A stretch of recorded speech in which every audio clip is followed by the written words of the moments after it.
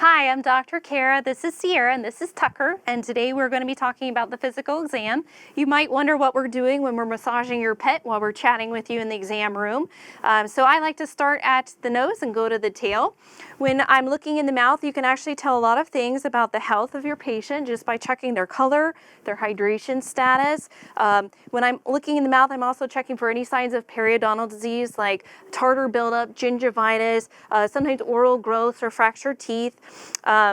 Looking in the eyes, some things you can notice on the outside, the eyelid growth or inflammation. But when we're checking, we're looking through the lens and all the way to the back, checking for things like cataracts or retinal problems. When we're looking in the ears, we're checking for any signs of parasites or inflammation, anything that might indicate an ear infection. So we're looking down into the deep part of the canal, checking for those things. When I am massaging them, we're actually checking their lymph nodes, checking the size of the lymph nodes, the placement, see if they're painful, warm, and then running our hands along their back and their body. We're checking for muscle, making sure their muscles are nice and strong, no signs of pain in their joints.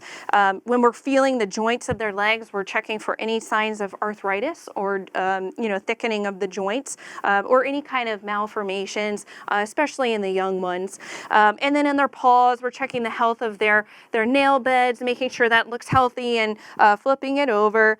Seeing if they've been licking or biting at their feet. That is a sign of allergies. And then just moving back, we're looking for signs of parasites, dry skin, anything that will tell us that there's something going on with our patients. When we get to their abdomen, we give them a nice little massage here, but really what we're checking for is organ enlargement like spleen, liver, any kind of growth or abnormality there.